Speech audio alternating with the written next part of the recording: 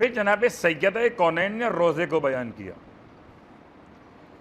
الصیام، اور اللہ نے روزہ واجب کیا تثبیتا للاخلاص۔ تثبیت باب تفعیل کا مصدر، تثبیت نکلا ہے ثبوت سے۔ ثبوت کہتے ہیں ثبات قدم کے عنوان کو، کہ اللہ نے روزہ اس لیے واجب کیا کہ تمہارے اخلاص کو استحکام عطا کر دے۔ اللہ اکبر۔ روزہ رکھنے کے بعد، میں کل بھی اشارہ آپ کی خدمت پہ کر رہا تھا کہ روزے میں ریاکاری ممکن نہیں، کہ کچھ نہ کرنے کا نام روزہ ہے، کچھ نہیں کرنا۔ اگر کوئی انسان روزہ رکھنے کے بعد، نیت روزہ کرنے کے بعد سارا دن سوتا رہے اور افطار کے وقت میں اٹھے اور کچھ کھا پی لے، اس کا روزہ ہو گیا۔ اب قبول ہوا کہ نہیں ہوا یہ الگ موضوع ہے، روزہ ہو گیا۔ تو خاص طور سے روزے میں انسان کی بہترین کیفیت اخلاص، کہ میں کچھ کروں گا تو دکھاؤں گا، کچھ کر ہی نہیں رہا تو دکھانے کا موضوع ختم ہو گیا۔ اس لیے جناب سیدہ نے پھر روزے کی اہمیت پر شہزادی کا ایک اور جملہ فرماتے ہیں، ما یصنع الصائم بصیامہ اذا لم یسن سمعہ وبصرہ ولسانہ وجوارحہ۔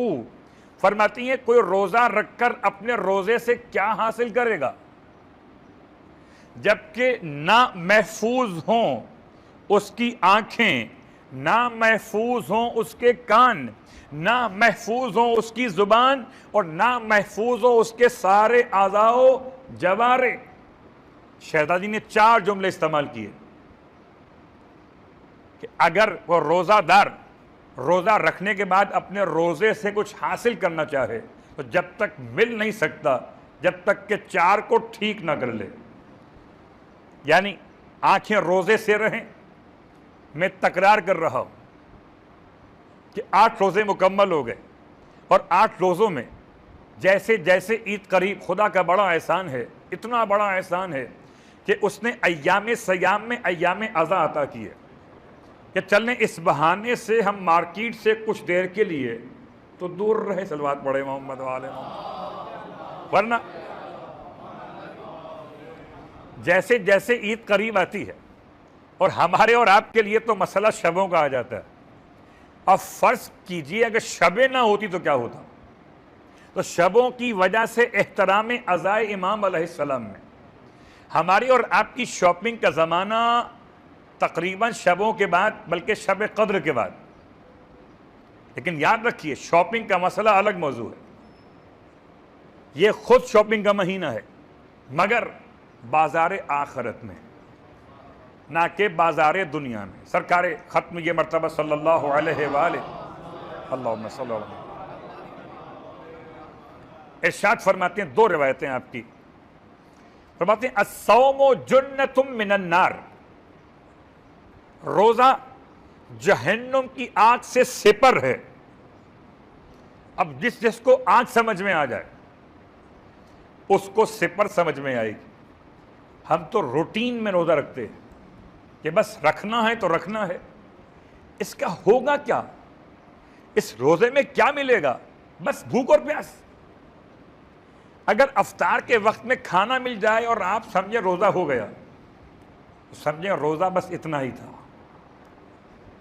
اور اگر افطار کے وقت میں کھانا پینے پر توجہ نہ ہو، اصل توجہ خدا کی رضا پر ہو، یا امام موسی کاظم علیہ السلام کا جملہ فرماتے دعوت الصائم مستجاب اذا افطر، یا عند افطارہ، روزے دار کی دعا قبول ہوتی ہے مستجاب کب؟ اس کے افطار کے وقت میں۔ آپ کو یاد ہے ابتدائے ماہ رمضان میں آیت اللہ کشمیری کا جملہ بیان کیا آپ کی خدمت میں کہ وقت افطار خدا سے نخرے دکھاؤ، کہ کھاؤں گا نہیں مالک جب تک میرا کام نہیں کرے گا۔ اس کو صاحبان عرفان کہتے ہیں دلال کرنا۔ خیر یہ ہر ایک کے بس کی بات شاید نہ بھی ہو، لیکن اگر بیان ہو تو کبھی عمل کا موقع بھی ملے، اگر بیان ہی نہ ہو تو عمل کب ہوگا؟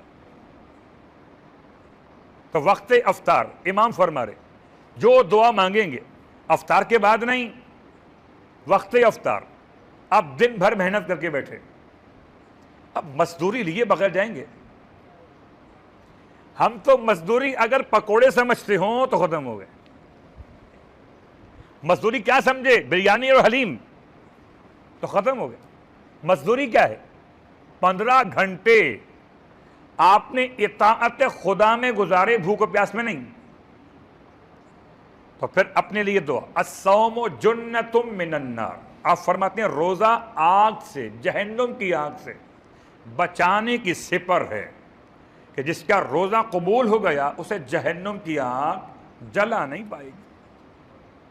تو جہنم کا مسئلہ تو حل ہو گیا، اب جنت کا مسئلہ حل کر لیں. فرماتے ہیں اللہ کے حبیب ان للجنت بابا یدعى الریان، کہ جنت میں ایک دروازہ جس کا نام رکھا گیا الریان، لا يدخلها الا الصائم، اس دروازے سے سوائے روزے دار کے کوئی اور داخل ہی نہیں ہوگا. یاد رکھیے دروازے بہت سارے جنت کے ہیں، 8 تو ہیں. جہنم کے 7 دروازے ہیں اور جنت کے 8 دروازے ہیں. اور اللہ کے حبیب نے اپنے خطبہ شعبانیہ میں ایک اعلان کر دیا تھا کہ جہنم کے 7 دروازے بند، لاک ہو گئے، جنت کے 8 دروازے اوپن ہو گئے. اب تم خدا سے دعا کرنا کہ دروازے جو جہنم کے بند ہو گئے ہیں وہ تم پر دوبارہ کھلنے نہ پائیں، اور جو جنت کے دروازے کھل گئے ہیں وہ تم پر دوبارہ بند نہ ہونے پائیں. تو روزے کی اہمیت، مشقت اور محنت صرف اللہ کی رضا کی خاطر. تو جی امید کرتی ہوں کہ آپ نے ویڈیو دیکھ لی ہوگی اور وظیفہ آپ کو سمجھ میں آ گیا ہوگا. تو چلیں روزانہ کی دعا اور زیارت میں آج میں آپ کے لیے بروز منگل کی زیارت لے کر حاضر ہوئی ہوں. آج کا دن امام زین العابدین علیہ السلام، امام محمد باقر علیہ السلام اور امام جعفر صادق علیہ السلام سے منسوب ہے. آج ان تینوں ائمہ کی زیارت پڑھی جائے. دعا بروز منگل منقول از امام زین العابدین علیہ السلام. ذکر نمبر 1 یا ارحم الراحمین 100 مرتبہ.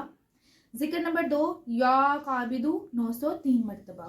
اور اگر آپ کو ہماری ویڈیوز پسند آئے تو ہمارے چینل کو لائک شیئر سبسکرائب کرنا مت بھولیے گا اور بیل آئیکن کو لازمی پریس کریے گا تاکہ ہر نئی آنے والی ویڈیو آپ تک پہنچ سکے. اور کسی بھی قسم کی کوئی حاجت، کوئی وظیفہ آپ نے جاننا ہو تو آپ کومنٹ میں ہم سے رابطہ کر سکتے ہیں.